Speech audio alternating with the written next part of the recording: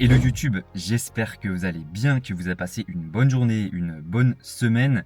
On est aujourd'hui jeudi 2 juillet au moment où je tourne cette vidéo. On est dans ma voiture, je sors de ma séance Upper B, je te mettrai des petits extraits à la suite de ce passage. Une séance qui s'est franchement très bien passée, encore une fois, pour faire un petit point sur la situation. Donc actuellement, je suis dans ma 3e semaine de prise de masse, sachant que la semaine dernière, on a fait un petit déplacement de quelques jours avec nos meilleurs amis pour aller voir les parents de Ange-Marie sur Nîmes.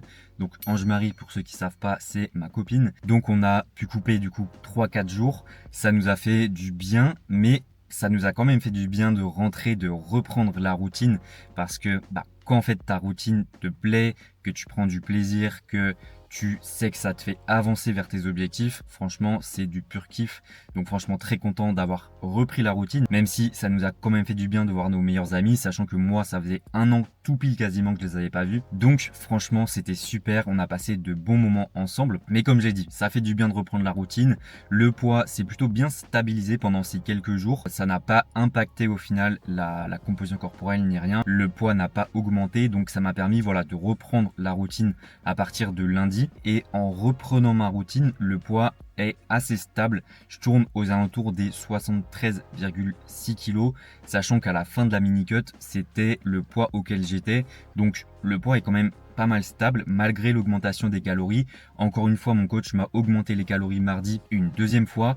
On est à 3240 calories en jour d'entraînement et 2645 calories en jour de repos. Et au final, le poids est quand même assez stable malgré tout. Donc demain, je refais un check en milieu de semaine pour voir au niveau du physique, voir si on a une nouvelle augmentation des calories. Mais ça, je te tiendrai au courant demain. Je te filmerai également l'update du physique. J'ai hâte de voir ce que ça va donner sur les prochaines semaines, les prochains mois. Hâte d'ajouter de la masse au physique, hâte de construire du muscle. Vraiment, c'est justement quand tu as des déplacements comme ça, que tu sors un petit peu de ta routine, c'est là où tu te rends compte à quel point c'est quelque chose qui te fait du bien, à quel point cette routine te plaît, à quel point t'aimes être dans ce processus-là de développement de ta masse musculaire, de traquer tes calories, de faire tes entraînements, de performer à la salle, d'avoir tes heures de sommeil, etc.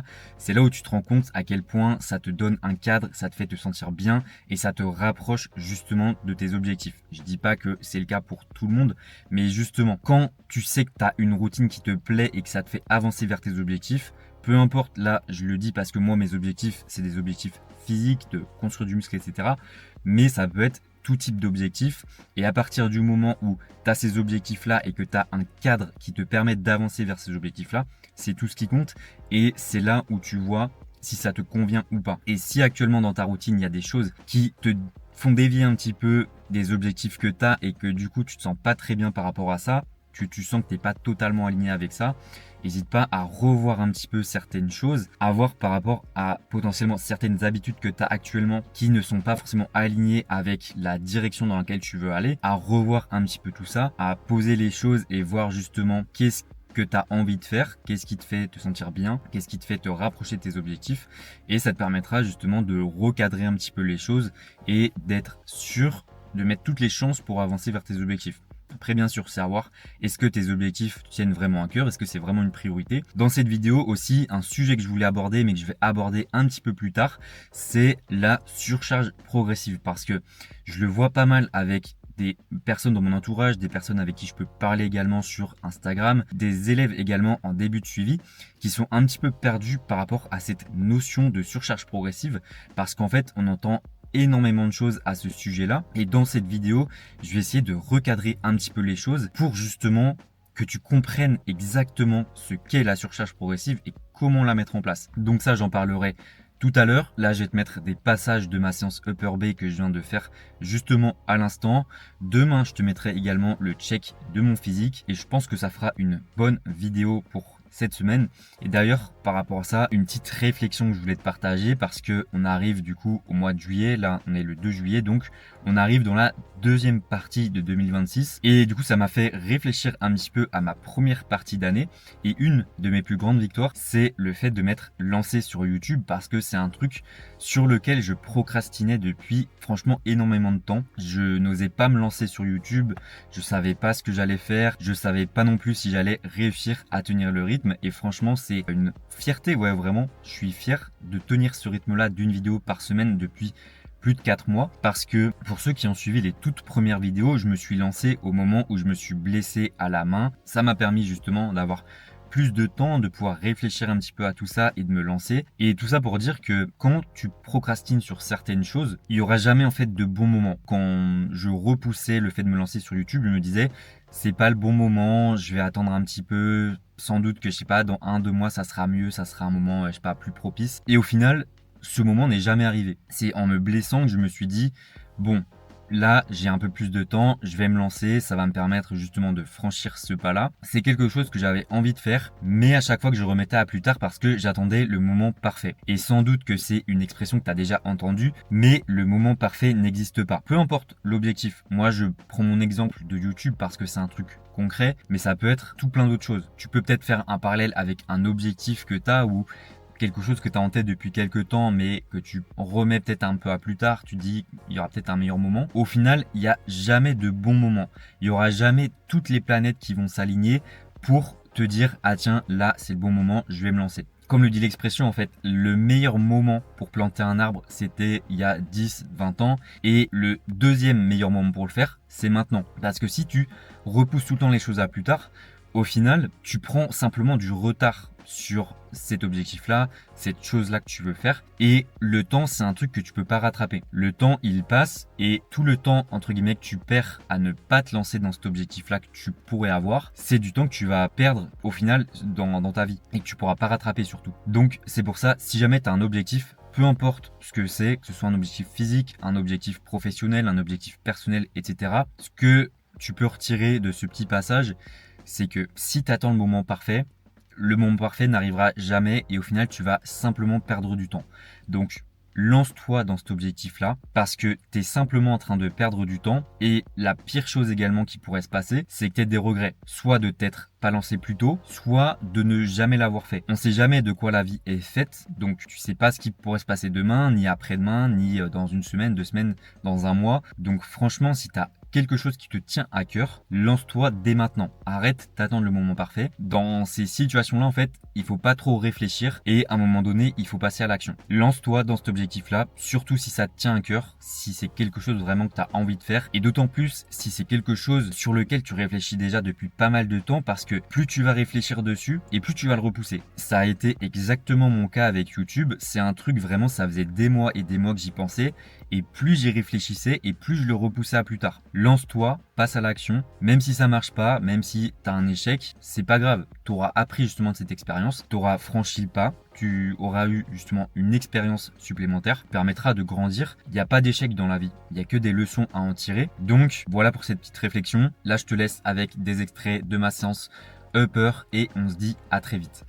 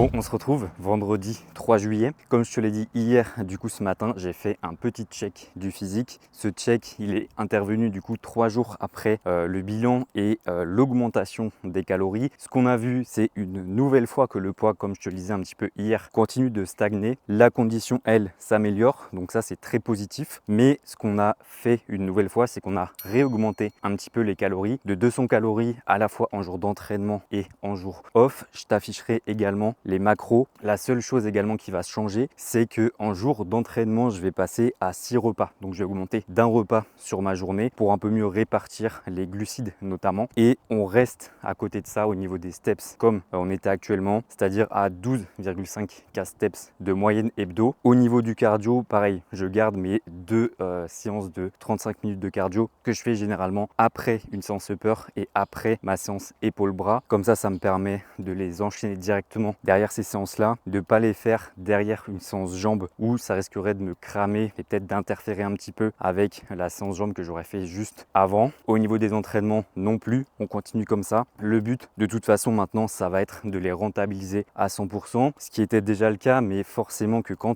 tu arrives dans une nouvelle salle, que tu as des nouveaux mouvements, des nouvelles machines, tu as toujours une petite phase de standardisation, on va dire, sur laquelle tu vas un peu appréhender les machines, tes placements, etc. Il y a des mouvements où c'est bon, j'ai déjà ma progression qui est lancée, et d'autres où j'ai encore besoin de me sentir un petit peu mieux en termes de placement, en termes de confort, en termes d'exécution, pour vraiment standardiser mes mouvements à 100%. Il y en a encore quelques-uns sur lesquels j'ai besoin de me sentir un peu plus en confiance et de vraiment bien me sentir sur les mouvements, comme je l'ai dit, sur la standardisation. Mais plutôt content de tout ça, la condition s'améliore, donc hâte, comme je l'ai dit également hier, d'ajouter du muscle. Là, ça va vraiment envoyer pour les prochains mois, donc très hâte de ça, très hâte de rentabiliser ces calories supplémentaires. Donc voilà, mais le sujet principal que je voulais aborder dans cette vidéo, c'était la question de la surcharge progressive, parce que je me rends compte qu'il y a encore énormément de personnes qui sont un petit peu perdues par rapport à ça, parce que beaucoup de pseudo-coachs ont pendant longtemps raconté sur les réseaux que la surcharge progressive, c'était absolument faire mieux d'une séance à l'autre. Et le problème, c'est qu'il y a beaucoup de pratiquants du coup qui pensent que si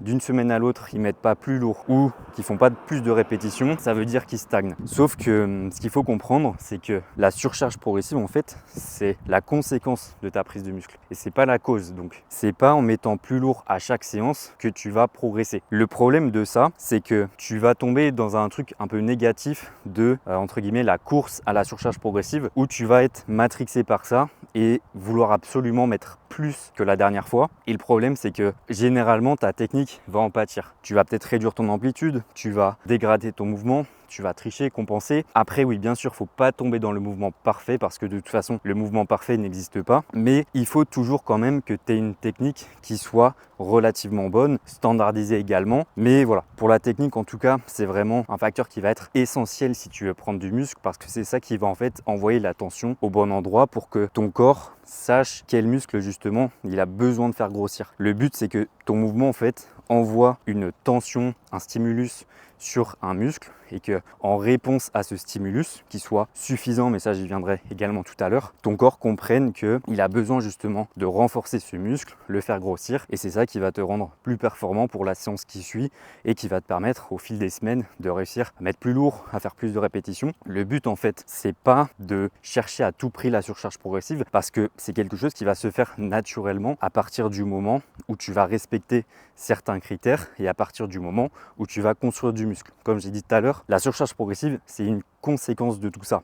C'est pas ce que tu dois viser, ça va se faire naturellement. Tu vas avoir plusieurs critères à cocher pour t'assurer de vraiment progresser et t'assurer qu'ensuite ta surcharge progressive va se faire. Le premier, comme je l'ai un petit peu dit, c'est ta technique d'exécution. C'est vraiment ça qui va tout régir. Tu peux avoir le meilleur volume d'entraînement, la meilleure fréquence, les meilleurs exercices. Si ta technique n'est pas bonne, tu ne progresseras jamais, ou en tout cas pas aussi bien que tu pourrais. Et le pire, c'est qu'il y a un moment donné, tu vas forcément augmenter ton risque de blessure, voire finir par te blesser. Donc ta technique d'exécution, c'est vraiment le premier pilier à prendre en compte et à valider. Donc tu dois déjà travailler la fonction biomécanique du muscle que tu veux cibler, t'assurer d'avoir un étirement complet de ce muscle, une contraction également complète, contrôler ton exécution. C'est vraiment les piliers de base. La deuxième chose qui est un petit peu liée à ça, c'est ensuite ta standardisation. Donc de faire en sorte d'avoir à chaque fois les mêmes réglages, les mêmes repères sur tes mouvements, d'avoir également un tempo qui va être standardisé. Du coup, tu auras le même tempo tempo, le même contrôle de ta première à ta dernière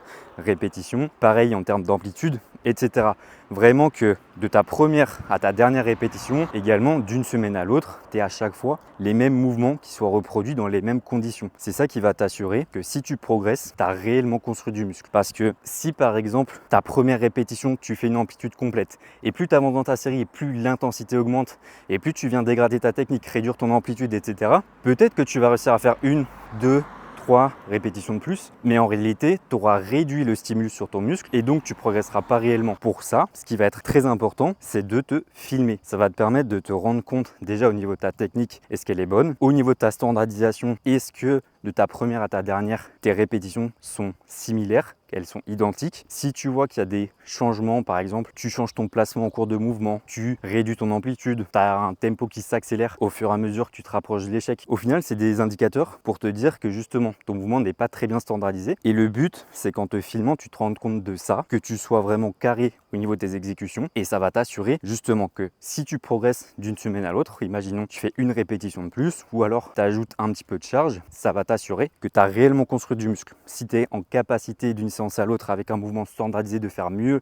que les fois précédentes, c'est le signe du coup que tu progresses réellement et que tu construis du muscle. Et également par rapport à ça, ta progression, elle va pas passer que par faire plus de répétitions ou charger plus lourd. Le fait d'avoir un meilleur contrôle, une meilleure amplitude, une meilleure exécution globalement, de te sentir plus confiant sur ton mouvement, de te sentir plus à l'aise, de réussir à mettre plus d'intensité, tout ça c'est des facteurs également qui te font que tu progresses. C'est pour ça que le problème avec la surcharge progressive que beaucoup ont, c'est qu'ils sont matrixés par plus lourd, plus de reps. Alors que ça passe pas que par ça, et aussi parce que il faut de 1 que tu aies une bonne technique d'exécution, un mouvement qui soit standardisé et ça passera par te filmer. Et également le troisième point, et là aussi ça va être très important de te filmer, c'est ton intensité. Parce que le but, c'est que à partir du moment où tu as une bonne stimulation musculaire, donc une bonne technique, un mouvement standardisé, ça va être la précision, et ton intensité, ça va être le signal suffisant pour forcer ton corps à s'adapter et à développer ta masse musculaire, à renforcer ton muscle, à le faire grossir, et c'est ça qui va te permettre au final de progresser. Donc ton intensité, tout simplement, c'est d'être suffisamment proche de l'échec musculaire, d'avoir à côté de ça une bonne technique, un mouvement standardisé, et c'est tout simplement ces 3 critères-là qui vont te permettre de t'assurer que si d'une semaine à l'autre tu fais mieux, c'est que tu as réellement construit du muscle. Et pour finir du coup sur la surcharge progressive, le piège dans lequel il ne faut pas que tu tombes, c'est que tu te dises que c'est ta charge en fait qui va te faire prendre du muscle. En fait, ton muscle, il va répondre à la qualité de la tension. Il ne va pas répondre à la charge que tu mets. Il n'a pas des yeux, il n'a pas un cerveau en se disant « Ah tiens, là j'ai telle charge, donc je vais progresser ». Il va répondre à la qualité de ta stimulation musculaire. Comme je te l'ai dit, ça va passer par ta technique, un mouvement standardisé et ton intensité. Donc, il faut toujours que tu aies ces 3 critères-là qui soient respectés. Et si tu te dis que tu vas mettre plus lourd, quitte à sacrifier ta technique, ce que tu fais, c'est que oui, sur le papier, tu as l'impression d'avoir fait mieux parce que tu as peut-être augmenté de 5 kg, mais en réalité, tu as juste réduit la tension qui va être appliquée sur ton muscle et au final, ton muscle va moins progresser, même si sur le papier, tu as l'impression d'avoir progressé. Et c'est là une erreur de beaucoup de pratiquants, c'est qu'au final, ils se montent un peu à eux-mêmes parce que sur le papier, quand ils notent leur performance, s'ils le font bien sûr, parce qu'il y a encore beaucoup de personnes qui ne traquent pas leur progression et c'est là aussi une grosse erreur. Mais si tu le fais et que tu ne te filmes pas, rien va t'assurer à 100% que tu as réellement progressé et que tu as réellement augmenté la tension sur ton muscle. Parce qu'encore une fois, c'est la tension mécanique qui va être appliquée sur ton muscle qui va le pousser à progresser. Et comme je te l'ai dit, la tension mécanique, ça va passer par ta technique, ta standardisation et ton intensité. À partir du moment où tu as ces 3 critères-là qui sont respectés, c'est ça qui va te faire progresser. Et c'est comme ça que ta surcharge progressive va se mettre en place. C'est pas en rushant le process. Technique et standardisation, c'est vraiment 2 points essentiels. Et à partir du moment où tu viens les sacrifier, ce que tu fais, c'est que tu réduis la qualité de la tension sur ton muscle. Donc, tu vas réduire sa progression. Et ça, même si sur le papier, tu as l'impression de progresser parce que tu as mis plus lourd que la dernière fois, au final, ce qui va se passer, c'est qu'à un moment donné, tu vas risquer de te blesser parce que tu vas tellement augmenter la charge alors que ton muscle n'est pas en capacité de l'encaisser, qu'il suffit que tu ailles chercher un peu plus d'amplitude ou alors que tu ne sois pas suffisamment en contrôle de ta charge et que tu la subisses un petit peu pour qu'au bout d'un moment, en fait, tu aies une blessure, que ce soit au niveau articulaire, au niveau des tendons, au niveau des muscles, etc. Donc vraiment, je voulais parler de la surcharge progressive parce que beaucoup de coachs ou d'influenceurs muscu ont parlé de ça sur les réseaux, comme quoi c'est c'était le truc révolutionnaire à chercher. Et du coup, beaucoup de personnes ont un peu forcé le trait par rapport à ça et sont tombées dans « il faut que je mette plus lourd à chaque séance parce que c'est ça qui va me permettre de construire du muscle ». Alors que comme je te l'ai dit, ta prise de muscle, c'est une conséquence de la surcharge progressive et pas la cause. Donc, j'ai essayé de te faire un petit résumé assez complet par rapport à ça. Dis-moi ce que tu en as pensé en commentaire. Dis-moi également s'il y a des sujets que tu veux que j'aborde dans de futures vidéos, s'il y a des formats que tu préfères à d'autres, des formats un peu plus axés sur l'entraînement, des sujets éducatifs, un peu plus sur la nutrition. Le but, c'est que je fasse des vidéos qui puissent te plaire, qui puissent t'apporter de la valeur pour tes entraînements, pour ta progression de manière générale. Et puis moi, je vais te dire à la semaine prochaine dans une nouvelle vidéo et je te dis à très vite.